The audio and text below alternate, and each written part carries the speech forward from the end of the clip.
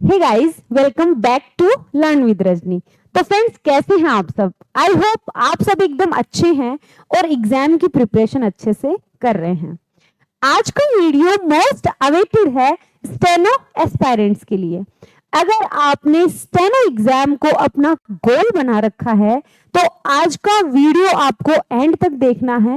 और अगर मेरे द्वारा बताई गई स्ट्रेटजी आपको पसंद आती है तो इस स्ट्रेटजी को आपको फॉलो करना है टिल एग्जाम डेट। आप में से कुछ लोग ये भी सोच रहे होंगे कि यार 4 से 5 महीने की तैयारी में स्टेनो एग्जाम को कैसे क्रैक किया जा सकता है। जी हाँ, इस बात की ऑथेंटिसिटी के लिए मैं आपको बता दूं कि मैंने सिर्फ 1 महीने की रिटन तैयारी और 5 महीने की शॉर्ट हैंड की तैयारी से स्टेनो एग्जाम को क्रैक किया है। तो अब आते हैं स्ट्रेटजी पर।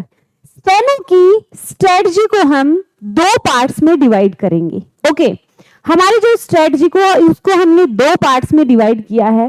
पहला है रिटन एग्जाम और सेकंड है शॉर्ट हैंड। ओके, 2 पार्ट्स में हमने इसको डिवाइड किया है। बात करते हैं रिटन एग्जाम की। रिटन एग्जाम आपका 200 मार्क्स का होने वाला है। 200 नंबर का आपका रिटन एग्जाम होगा। बात करें शॉर्ट हैंड की, शॉर्ट हैंड होगा 100 नंबर का। इस तरह से आपके कुल 300 नंबर का एग्जाम होगा और जो मेरिट बनेगी वो 300 नंबर में से आपके बनेगी। तो अब आते हैं पार्ट फर्स्ट पे, जो है आपका रिटन एग्जाम।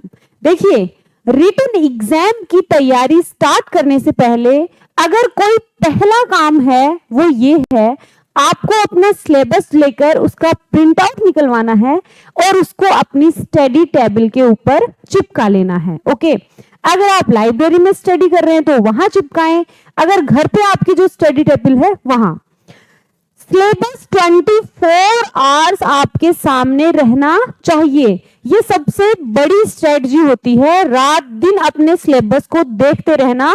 ये टॉपिक मेरे क्लियर हो चुके हैं, ये टॉपिक अभी पेंडिंग है। क्योंकि पेपर फर्स्ट में अगर हम बात करें राजस्थान जीके की, राजस्थान जीके से आपके लगभग 70 to 75 क्वेश्चंस आने हैं। लास्ट टाइम जब हमारा एग्जाम हुआ था उसमें साइंस का वेटेज ज्यादा था और राजस्थान जीके का वेटेज कम था, लेकिन इस बार राजस्थान जीके का वेटेज ज्यादा है। अगर मैं बात करूं साइंस की तो साइंस के आएंगे लगभग 50 क्वेश्चंस। 13 से 15 क्वेश्चंस आएंगे करंट अफेयर्स के और लगभग 10 से 12 क्वेश्चंस इंडिया जीके के आपके आने हैं। ये मैंने आपको एक आइडिया दिया है फर्स्ट पेपर का। अब फर्स्ट पेपर के हम सिलेबस की बात करें तो फर्स्ट पेपर का सिलेबस जो है वो ये है। सबसे पहली चीज आपको ध्यान में रखनी है वो ये है, there will be no negative marking. कोई निगेटिव मार्किंग आपके नहीं है, इसलिए you have to attempt all the questions. सारे क्वेश्चंस आपको अटेम्प्ट करने हैं। जनरल साइंस, इंडिया जीके और करंट अफेयर्स, इनकी हम बात करें तो 75 to 80 क्वेश्चंस आपके आएंगे टोटल मिला के। तो सिलेबस के बारे में थोड़ा सा विस्तार से हम बात कर लेते हैं। फर्स्ट है हमारा करंट जीके। करंट जीके आपको लगभग 6 महीने पहले तक का कवर करना है। आपका एग्जाम है 5 अक्टूबर को, तो 5 अक्टूबर से पहले लगभग 6 महीने का पूरा कवर करना है, यानी मार्च से सितंबर तक का आपको करंट जीके कवर करना है। करंट जीके के लिए आप अगर मुझसे पूछो तो आपको क्रोनोलॉजी बेस्ट रहती है। मंथली क्रोनोलॉजी लें और हर मंथ का करंट जीके कवर करते जाएं। बात करते हैं भारत के भूगोल की। अब भारत का भूगोल जो है उसमें आपको पढ़ने तो सारे टॉपिक हैं, लेकिन मेन फोकस आपको कुछ कुछ टॉपिक्स पर ही करना है, जैसे कि भारत की भौतिक दशाएं, प्रमुख भौतिक विभाग और जलवायु। आगे मैं बात करूं तो वन्य जीव एवं संरक्षण और पर्यावरण संरक्षण। ऐसे इन कुछ टॉपिक्स पे आपको स्पेशल फोकस करना है। बुक्स की अगर हम बात करें तो महेश कुमार बर्णवाल की एक बुक आती है भारत के भूगोल की, उसको आप प्रिफर कर सकते हैं। तो एनसीईआरटी पहला प्रेफरेंस है मेरी तरफ से। और सेकंड मैंने आपको भारत का भूगोल बताया है महेश कुमार बर्णवाल का। लेटर राइटिंग के इंग्लिश और हिंदी के मिला के लगभग 10 क्वेश्चन आने हैं। तो अगर ये दो टॉपिक क्लियर कर लोगे ना, ऑफिशियल ग्लोसरी और लेटर राइटिंग, इनसे आपको 23 से 24 क्वेश्चन सही होने हैं। इसलिए ये नैया पार लगाने वाला पेपर है भाई, इसको आपको ज्यादा टाइम देना है। मैं ये नहीं कह रही आपको फर्स्ट पेपर को इग्नोर करना है, नहीं करना, वो भी पढ़ना है, लेकिन ये मार्क्स गेनर पेपर है, मार्क्स गेनर पेपर है। और इसमें आपको हिंदी और इंग्लिश पे इक्विवेलेंट तरीके से तैयारी करनी है। ऑफिशियल ग्लोसरी और लेटर राइटिंग का मैंने आपको बता ही दिया है। अब हम इसके सिलेबस की बात करेंगे। सिलेबस की बात करें तो देखिए, ये गिनती के टॉपिक हैं हिंदी और इंग्लिश में। अगर आप बुक्स की बात करें हिंदी में, तो हिंदी की बुक्स के लिए मैं राघव प्रकाश और मनोज कुमार मिश्रा दोनों बताना चाहूंगी। मैंने राघव प्रकाश पढ़ी थी, लेकिन मनोज कुमार मिश्रा भी उतनी ही ज्यादा इंपॉर्टेंट है। राघव प्रकाश में थोड़ा सा डीप दे रखा है, मनोज कुमार मिश्रा की जो लैंग्वेज है, जो शैली है, वो थोड़ी सी इजी है। तो आप खुद को देख लें कि मैं किस तरह से समझ सकता हूं। अगर आप डीप जाकर समझ सकते हैं तो आप राघव प्रकाश लें, अगर आपको सिर्फ इजी लैंग्वेज में समझना है या लेना है तो आप मनोज कुमार मिश्रा को भी प्रीफर कर सकते हैं। अब बात करते हैं जनरल इंग्लिश की। जनरल इंग्लिश में कोई बहुत ज्यादा कुछ नहीं है। जनरल इंग्लिश में बहुत ही नॉर्मल से टॉपिक्स हैं। आप चाहो तो स्मृति कोचिंग क्लासेस के ऑनलाइन प्लेटफॉर्म से जुड़ सकते हैं। वहां पर जनरल इंग्लिश का हमने फुल बैच चला रखा है, जिसमें हम ग्रामर, वोकेबुलरी और कॉम्प्रिहेंशन तीनों कंप्लीट करवाएंगे। इसके अलावा अगर आप बुक्स की बात करें कि मेरे को तो बुक से पढ़ना ज्यादा अच्छा लगता है, मैं तो बुक्स की अगर बात करें तो आप नीतू सिंह को ले सकते हैं। नीतू सिंह से ये वोकेब और ग्रामर दोनों के लिए। थोड़ा सा मैं विस्तार से बात करना चाहूंगी इंग्लिश पर। इंग्लिश में आपको ज्यादा कुछ नहीं करना, मैं जो वोकेब करवाऊं, देखिए वोकेब और पीवाईक्यूज अगर आपने अच्छे से कर लिए मेरे करवाए हुए, मैं ये नहीं कह रही सिर्फ ऐप के ऊपर, ऐप पर तो है ही, इसके अलावा अगर मैं यूट्यूब पर भी जो कुछ करवाऊं उसको आपको अच्छे से समझते हुए, हर चीज करते हुए जाना है। पीवाईक्यूज हो, वोकेब हो या फिर ग्रामर के कोई भी रूल्स हो। साइंस के लिए अगर बुक की बात करूं तो एनसीईआरटी की बुक बेस्ट है। इसके अलावा आप अरिहंत भी पढ़ सकते हैं। आगे बात करते हैं राजस्थान का सामान्य ज्ञान। राजस्थान के सामान्य ज्ञान में आपको भूगोल के सारे टॉपिक करने हैं, लेकिन थोड़ा सा मैं आपको स्मार्ट स्टडी के बारे में यहां बता दूं कि हिस्ट्री में आपको ज्यादा नहीं जाना है। ओके, जो मेडिवल हिस्ट्री है और एंशिएंट हिस्ट्री है, वहां पर आपको बहुत ज्यादा टाइम वेस्ट नहीं करना है, ज्यादा फोकस आपको मॉडर्न हिस्ट्री पे करना है। तो ये जो सारे टॉपिक हैं, किसान एवं जनजाति आंदोलन, प्रजामंडल आंदोलन, एकीकृत राजस्थान, ओके, महिलाओं की राजनीतिक चेतना के विकास में भूमिका, ये सारे मॉडर्न हिस्ट्री के टॉपिक हैं। तो राजस्थान की हिस्ट्री में आपको मॉडर्न हिस्ट्री पे फोकस करना है rather than medieval and ancient history. इसके अलावा आपको राजस्थान जीके में कला और संस्कृति पे विशेष ध्यान देना है, फोकस ज्यादा करना है कला और संस्कृति के ऊपर। अच्छा, कुछ बच्चों का ये भी डाउट है कि राजस्थान का जो भूगोल है उसमें नए जिले जब बने हैं तो नए जिलों का भी जीके आएगा क्या? जी हाँ, आपको कुछ टॉपिक्स को नए जिलों के हिसाब से पढ़ना है। ओके, सारे टॉपिक्स की मैं बात नहीं करूंगी, लेकिन कुछ टॉपिक्स को, जैसे भारत की भौतिक दशा है, भौतिक विभाग है, इन टॉपिक को जब आप पढ़ो तो आप नए जिलों को आपको माइंड में रखकर उसके बाद में ही ये टॉपिक कंप्लीट करने हैं। आगे हम बात करते हैं सेकंड पेपर की। सेकंड पेपर, पहली बात तो मैं बता दूं कि अगर आपकी कोई नैया पार लगा सकता है ना, वो ये पेपर है, क्योंकि मैंने यहां पर लिखा है ये पेपर नहीं पारस पत्थर है। पारस पत्थर की जो भी टच हो जाता है वो सोने की चीज बन जाती है, वो सोने का बन जाता है। यहाँ पर अगर आपने सेकंड पेपर को डीपली लिया, मैं कह रही हूं आपका सिलेक्शन होने से कोई नहीं रोक सकता। तो ये सेकंड पेपर आपके लिए पारस पत्थर का काम करेगा। मुझसे पूछो क्यों? पहली चीज तो ये कि सेकंड पेपर भी आपका 100 मार्क्स का होगा। 75 क्वेश्चन आएंगे इंग्लिश के एंड 75 क्वेश्चन आएंगे हिंदी के। सेकंड पेपर में 90 to 95 स्कोर किया जा सकता है, वो भी इजीली। 90 से 95 स्कोर आप कर सकते हैं। फर्स्ट पेपर में नहीं कर सकते क्योंकि फर्स्ट पेपर का सिलेबस वास्ट है और जो जीके और जीएस का जो पेपर होता है वो लेंथी होता है, बहुत सारे टॉपिक होते हैं। कितना भी हम इंटेलिजेंट क्यों ना हो, हमारा कुछ ना कुछ टॉपिक मिस हो जाता है और उससे हम फर्स्ट पेपर में थोड़ा सा मात खा जाते हैं। यहां पर मैंने सेकंड पेपर पर इसलिए फोकस किया है, इसमें सिर्फ गिनती के टॉपिक हैं, हिंदी और इंग्लिश में गिनती के टॉपिक हैं। अगर आप इन पे अच्छे से ध्यान, मैं सिर्फ इंग्लिश की बात नहीं कर रही हूं, मैं दोनों की इक्विवेलेंट बात कर रही हूं। ओके, अब दोनों जो इंग्लिश और हिंदी दोनों हैं उनमें से बहुत सारे टॉपिक तो सेम है, जैसे कि ऑफिशियल ग्लोसरी इंग्लिश में भी है और हिंदी में भी है, लेटर राइटिंग इंग्लिश में भी है और हिंदी में भी है।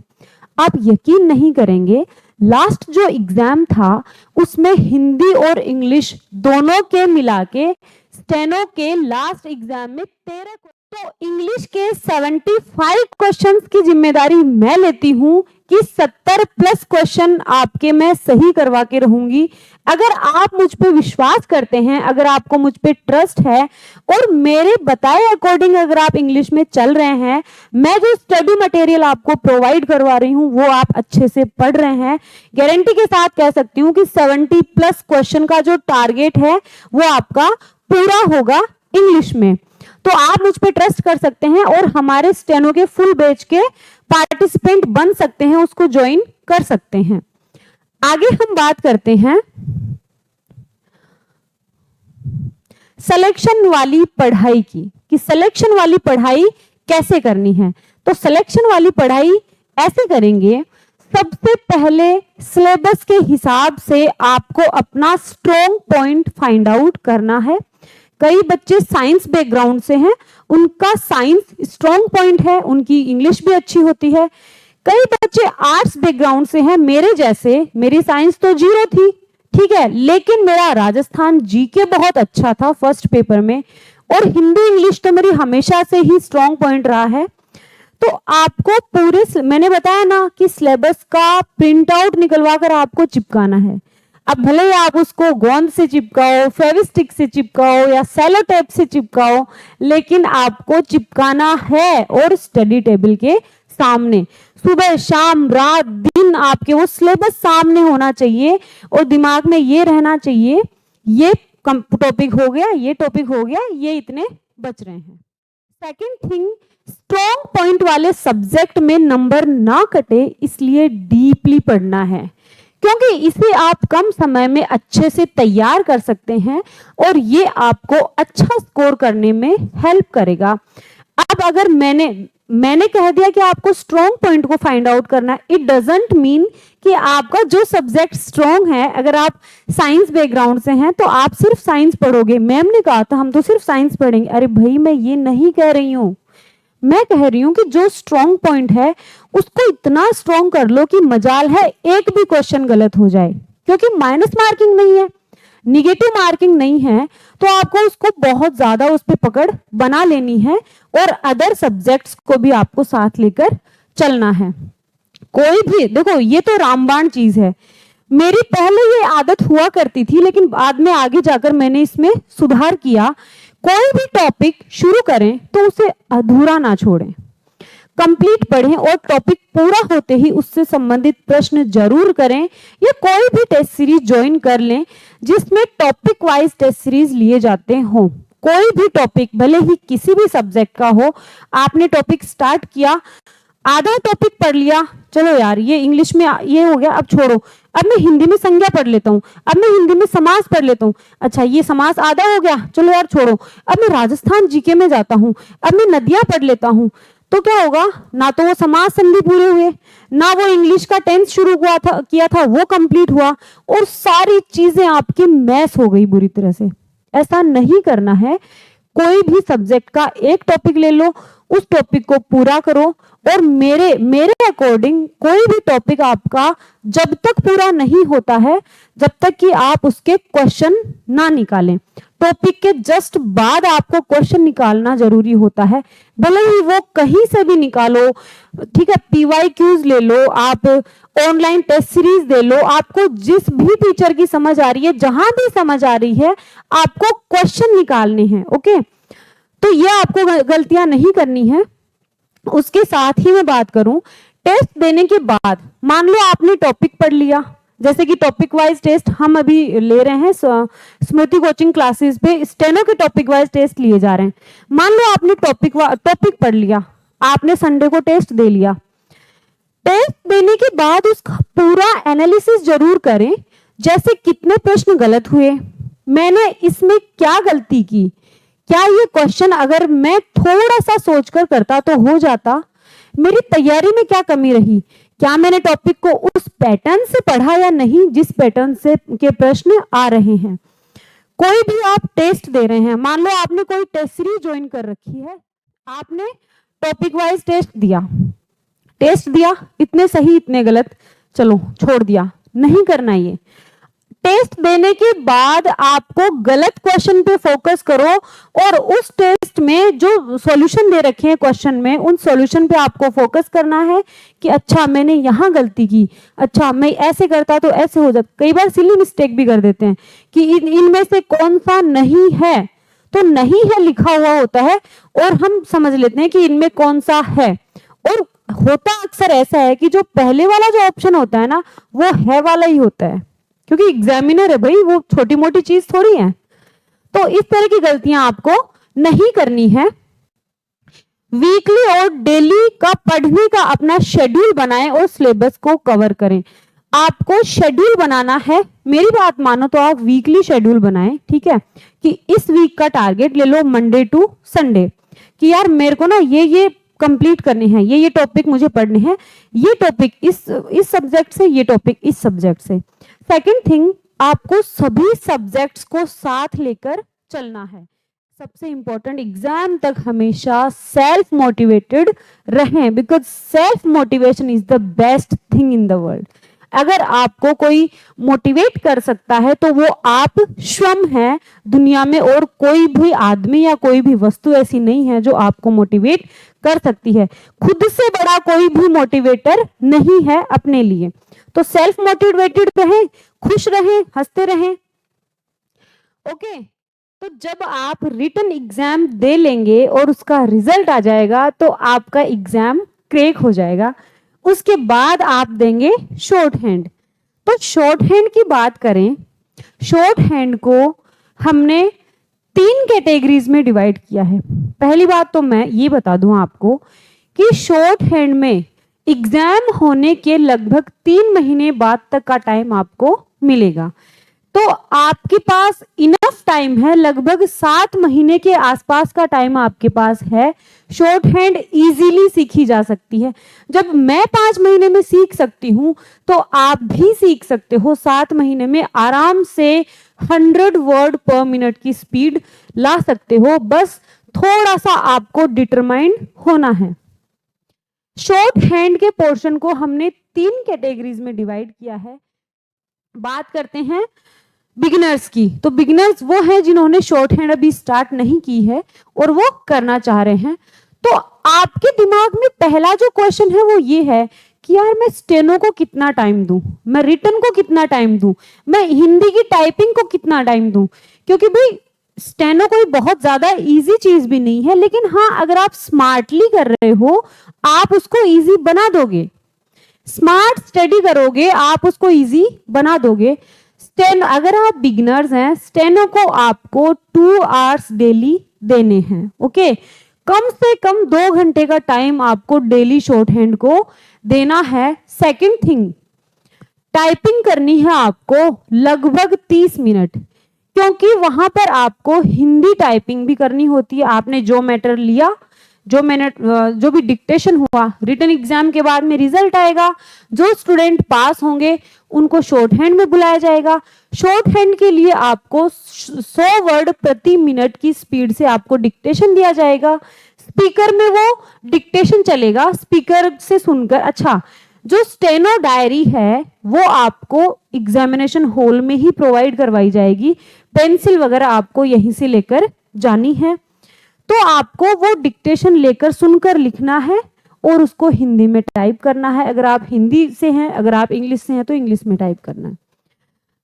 बिगनर्स को 2 घंटे डेली स्टेनो को यानी शॉर्ट हैंड को और 30 मिनट हिंदी टाइपिंग को। इसके अलावा अभी आपको रिटन एग्जाम को रिटन की तैयारी में टाइम देना है। मीडियम स्टूडेंट्स जो मीडियम कैटेगरी में हैं, डिक्टेशन में आ चुके हैं और 40 से 50 की आपकी स्पीड है, तो आप इस कैटेगरी में हो। आपको 1 घंटा, अगर आप 1 घंटे भी डेली प्रैक्टिस करते हो ना, 1 घंटे भी डेली प्रैक्टिस करते हो तो इनफ है। और कम से कम 20 मिनट्स आपको हिंदी टाइपिंग में देना है। प्रो की हम बात करें, प्रो वो स्टूडेंट हैं जिनकी 80 से 100 तक की स्पीड है और आपको ज्यादा कुछ नहीं करना, 2 डिक्टेशन डेली लेना है, ठीक है। 20 मिनट की हिंदी टाइपिंग आपको करनी है, ये इनफ है मेरे अकॉर्डिंग। अब बात करते हैं शॉर्ट हैंड की कुछ और टिप्स और ट्रिक्स मैं आपको बताऊंगी। ओके, कई बच्चे ऐसे हैं जो किन्हीं कारणों से शॉर्ट हैंड सीखने नहीं जा सकते हैं, उनको घर पे सीखनी है। मुझसे काफी बच्चे कमेंट्स करके या मैसेज करके पूछते हैं कि मैम आपने कौन सी बुक से सीखा था। तो ये पूनम चंद जैन जी की हिंदी संकेत लिपि जैन प्रणाली की बुक है। मैंने इस बुक से स्टार्ट किया था और 1 महीने में मैंने पूरा बेसिक कवर कर लिया था। तो यही वो बुक है जिससे मैंने शॉर्ट हैंड स्टार्ट की थी और इस बुक को कंप्लीट करने के बाद मैं सीधा डिक्टेशन लेने के लिए सर के पास गई थी। तो इसी बुक से मैंने पढ़ाई की थी। अब बात करते हैं शॉर्ट हैंड के लिए कुछ स्पेशल ट्रिक्स एंड टिप्स की। पहली चीज तो ये कि आप शॉर्ट हैंड सीख रहे हैं, आप पूरी तरह से टीचर के ऊपर डिपेंडेंट ना रहें। खुद की शॉर्ट कीज बनाएं, खुद की आउटलाइंस बनाएं। और आपने जो आउटलाइन बनाई है, जैसे मान लो आपने क ख ग पूरे सीख लिए, अब आप मीडियम कैटेगरी में आ गए हो। मीडियम कैटेगरी में आते ही आपको अपनी खुद की आउटलाइंस बनाना स्टार्ट कर देना है। जितना संभव हो सके आपको आउटलाइंस लर्न करना है। आउटलाइंस जितनी छोटी होंगी स्पीड उतनी ही ज्यादा होगी। ओके, इस बार आपको थोड़ा सा ध्यान ये देना है क्योंकि 80%, ठीक है, 80% मैटर सही करोगे तो ही आप क्वालिफाई होगे। अगर 20% से ज्यादा एरर्स आपके आते हैं शॉर्ट हैंड में तो आप डिस्क्वालीफाई कर दिए जाओगे, भले ही आपके रिटन एग्जाम में 200 में से 199 मार्क्स हो। ओके, इसलिए मैंने जो स्ट्रेटजी आपको बताई है उसमें अभी से ही स्टेनो को साथ लेकर चलना है, अभी से ही शॉर्ट हैंड को साथ लेकर चलना है, तब आपके 20% से ज्यादा एरर नहीं होंगी। ओके, तो ये स्ट्रेटजी थी। अगर आपको पसंद आई है तो आप इस स्ट्रेटजी को फॉलो कर सकते हैं। और स्टेनो का बैच जो है वो हमारे स्मृति कोचिंग क्लासेस के ऐप के ऊपर चला रखा है। इंग्लिश का फुल बैच है स्टेनो का, जिसमें हम ग्रामर, वोकेबुलरी और कॉम्प्रिहेंशन तीनों पोर्शन करवाएंगे। जो स्टेनो की टेस्ट सीरीज हैं उसमें टॉपिक वाइज टेस्ट चल रहे हैं जो कि हर संडे को लिए जाते हैं। उसका शेड्यूल हमने आपको प्रोवाइड करवा ही रखा है, तो आप इनके ऊपर भी स्विच कर सकते हैं। ओके, अगर आपको, तो ये थी स्टेनो की स्ट्रेटजी वीडियो। अगर आपको ये स्ट्रेटजी पसंद आई है तो आप इसको फॉलो कर सकते हैं और इसी के अकॉर्डिंग अपनी स्टडी को आगे कंटिन्यू कर सकते हैं।